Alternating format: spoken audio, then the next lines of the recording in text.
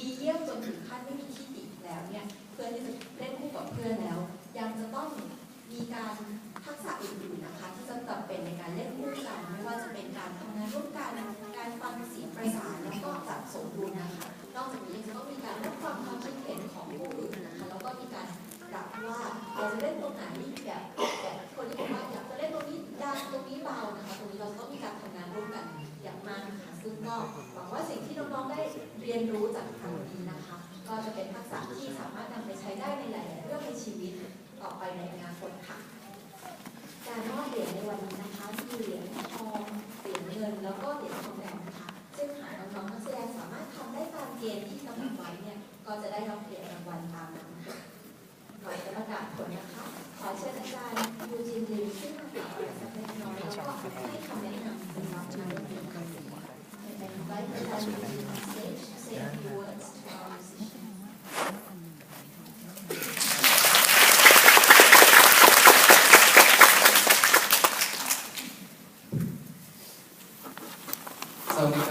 Good afternoon to everybody. I think firstly, it's been always encouraging to see children coming on stage to perform for all of us. So I think the first thing I would like to say is I'd like to applaud the organizers for coming up with this festival. And importantly, I'd like to applaud all the parents and the teachers for preparing the children to play today. I think they deserve an applause for preparing them. Coming out to play is actually not something easy. We tend to take it for granted today in the age of YouTube and performances. But to play for a live audience actually it takes a lot of courage. So I think the children who have come out here, it's very good for them to be able to have that confidence to come out and play. And I think to all the parents as well, congratulations for dressing them up so well. You can see all these wonderful attires and dresses and coats and everything. So it's really very nice to see them dressing up for the occasion. I would just like to give you some general comments about what we've heard from this morning. There's a lot of benefits in playing together in music.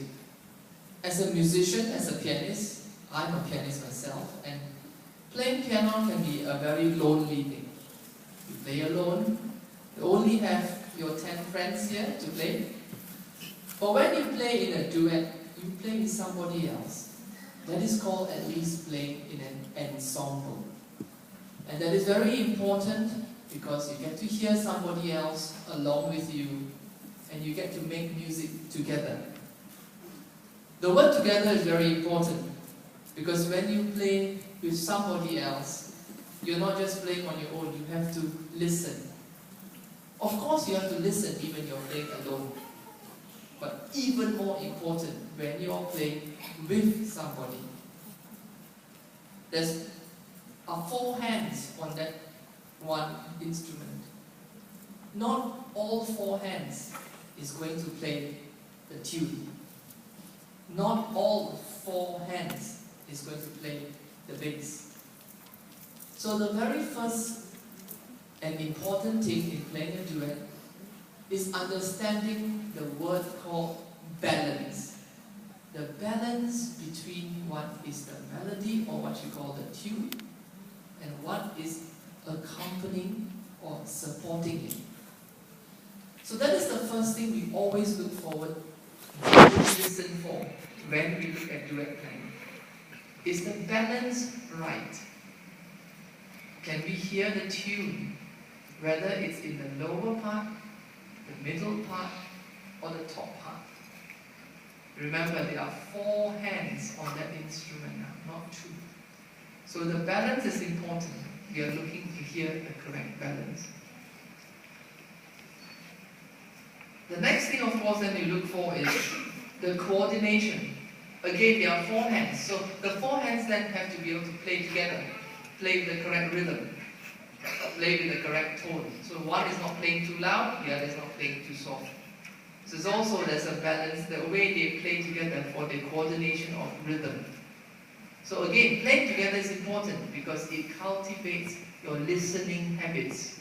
more than if you're playing alone. That's why duet playing should be really encouraged. The next thing I want to talk about is the projection of sound. This is a big room.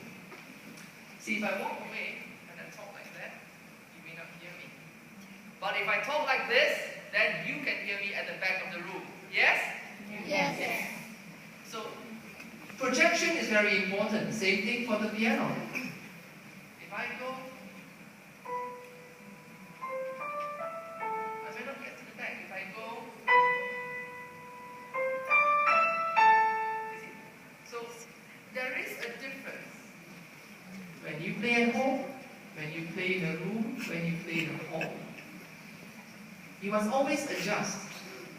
Where you are playing, the size of the room is very important.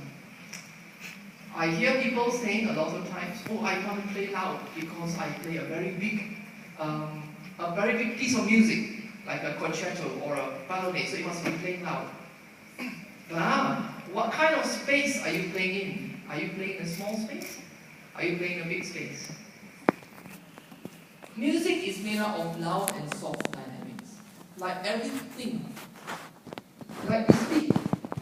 I won't speak in one tone all the time because when I do this, it becomes very boring and you will fall asleep. Same thing with when you play on the musical instrument. You must have dynamics, the loud and the soft. But even when it is soft, the people right at the very back must still hear that instrument. So the performer needs to adjust for this big room. If you play at home, again it's different. So learn as a performer to adjust the playing to the size of the room. So that's another point. Other than that, I want to talk a bit about phrasing and there are two pieces of music that we are hearing, not just one. And why is that not easy? It's because the two musical pieces are of a different style. So again, you have the performer needs to adjust the different styles. One is a piece by Bach, the other is mostly like something modern or classical. There are different styles in the way the music is to be played. Not all music sound the same.